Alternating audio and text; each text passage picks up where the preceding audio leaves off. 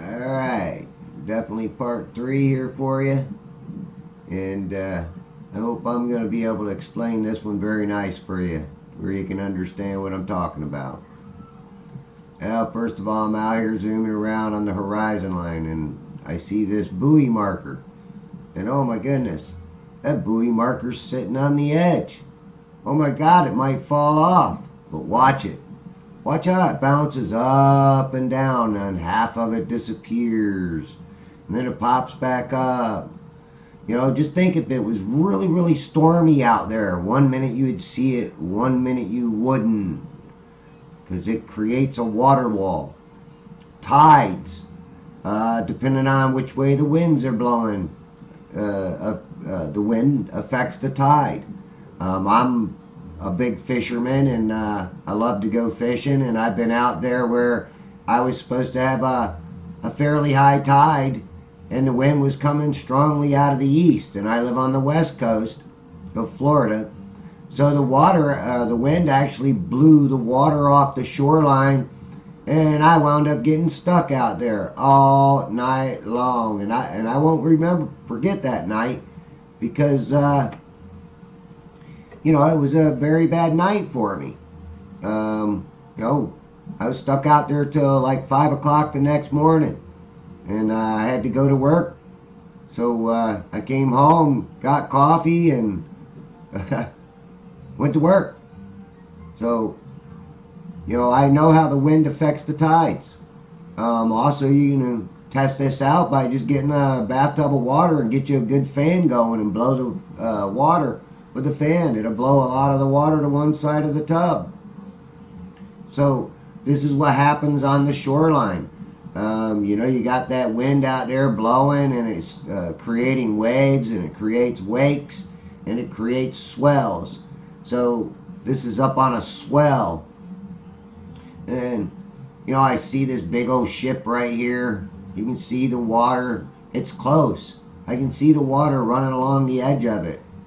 Not that far away, and this one too, but watch, you can see the swells kind of swelling up. Well, I pull away, unfortunately. If I would have been out there thinking about what I was doing, I would have probably stayed on the boat a little longer, and then I zoomed back in, but I zoomed really too far. But you see now, as I backed out of there, the boat it got smaller, and it looked like it almost went down to the water. I mean, it almost looked like it sank, but it didn't. It's perspective. You see it out there, but once it gets past that water wall, it will appear to sink, and that's what I'm trying to show, and that's what I'm trying to explain in this video.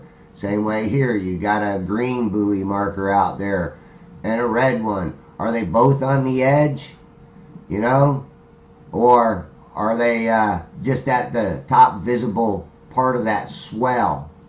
Because if I found one farther out, oh, yes, looky here, I find me a boat. And this is like standing out there on the side of the road, and you sit down, and there's a guardrail in front of you, and cars are going by. You just see the tops of the cars. You don't see the bottom of the cars. You don't see the tires on the pavement. You just see the tops of the cars going by. So think of this water wall as a guardrail out there. You can't see past it. You can't see over that hill, that wave, that wake, that big swell that's out there. You can't see over it. So in turn, here's your car. This is the top of a boat. But here's your car driving along, and you can't see the boat's, you know, hull in the water because of this ramp you got in your way. This guardrail. I call it a guardrail. You know, it keeps you from seeing what's behind it. But, you know, what do you do when you're standing on the side of the road? you stand up, and oh my God, you can see over this guardrail, and you can see what's on the other side of it.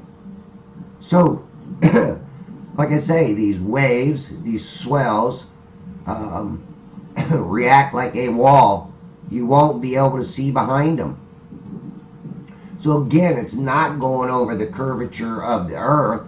You know, water is a very liquidy substance. It rolls, it moves, it swells. You know, you can take a water droplet and put a drop in the water and you see the ripples coming off. Now, if you got down real low to that water and you made that drop, it would make a ripple across it.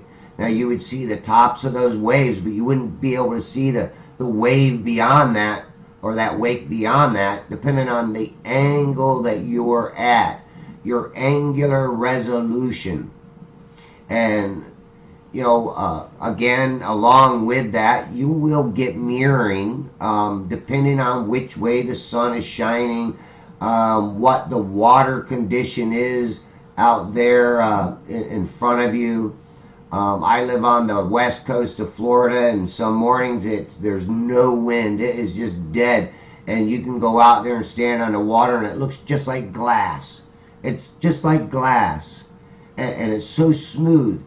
And that causes a lot of reflection. And I get a lot of reflection on my side of Florida. This is the East Coast. This is at Cocoa Beach. And again, I'm standing right near the pier at Cocoa Beach. So, you know, when you take into consideration the zoom power of this camera, I am seeing way out there. I am seeing way out there. So this boat is just a little pin dot. It's like a BB. I mean, it ain't even a BB. I mean, I'm lucky to even see this thing. And this is why I kind of scout the edge. I scout that wall, that bumper, so I can kind of get the idea of where it's at.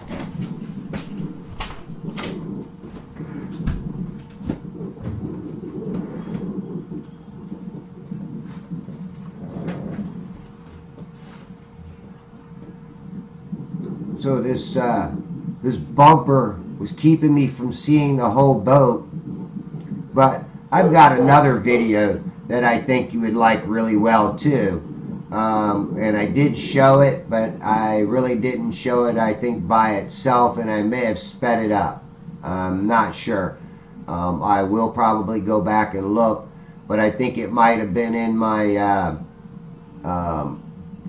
my first Cocoa Beach video where I showed the big ship going out to the horizon line.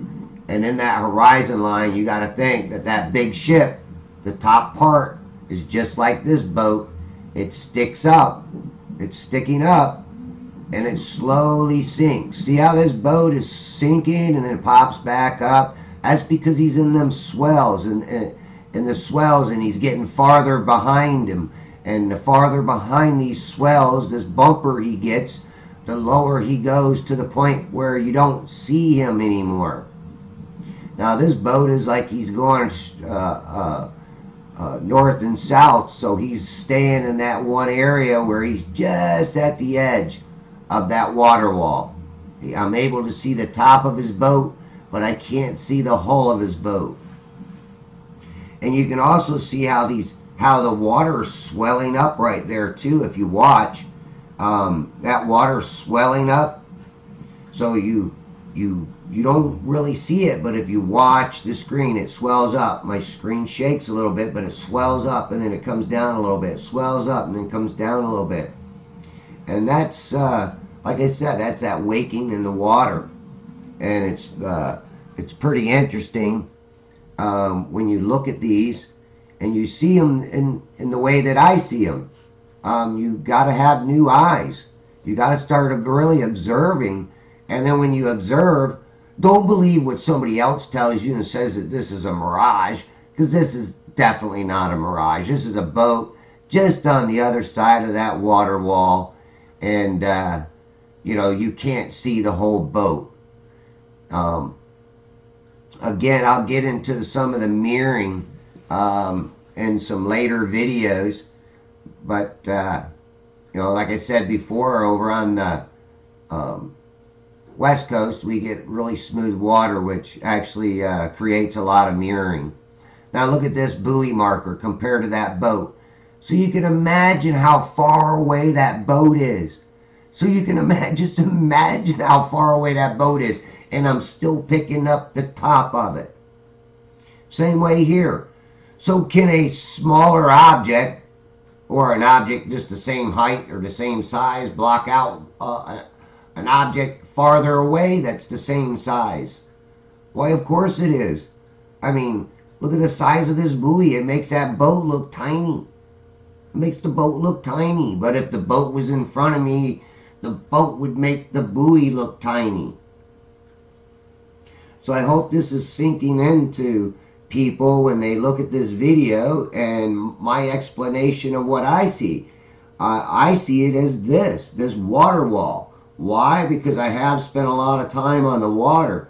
And, there's a lot of people that spend time out on the water. And if they're out there, that question of whether or not it's flat arises to them.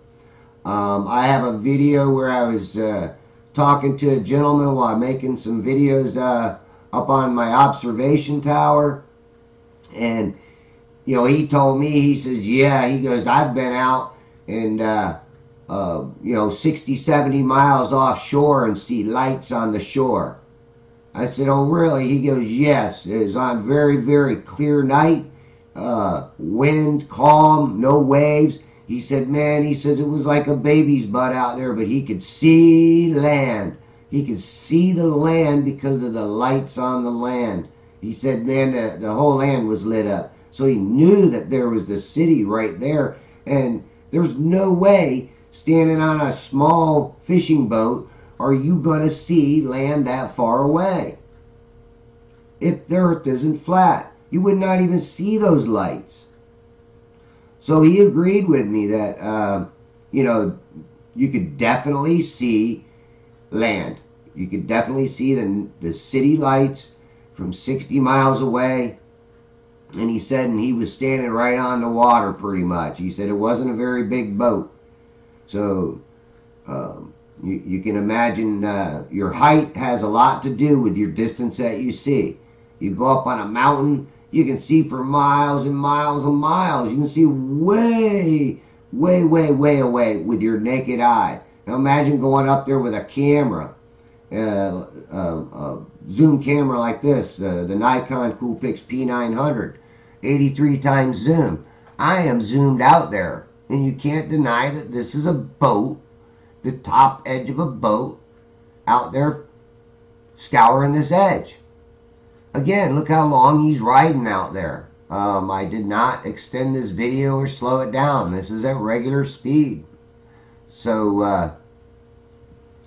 I have 3 other videos after this one, and I'll show you some other neat stuff that I found on those.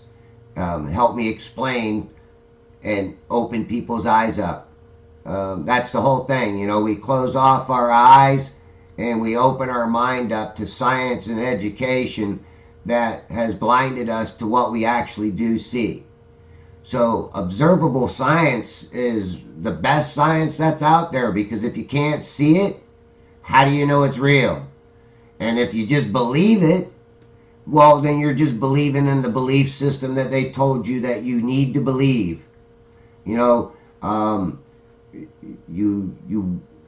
first time in school, they said, oh, here, you're living on this ball, this globe, and, you believe it. You're young, you believe it. So you take their word for it, because you don't want to say, hey, well, you're kind of young and stupid anyhow, so you're about ready to believe anything. But, you don't say, oh, no, the earth is flat, because you have no idea. You're in first grade. So you don't want all the other kids to laugh at you if you did know the world was flat, right? So you just go along with them, go along with the masses. Because if you think something differently, then people are going to mock you. They're going to ridicule you. You're going to be the class nut, the idiot. So, Again, everybody wants to go along with the masses. Use your own eyes. Be your own critical thinker. Be you. Be something different. Alright, thanks for watching. And stay tuned for part 4. Thank you.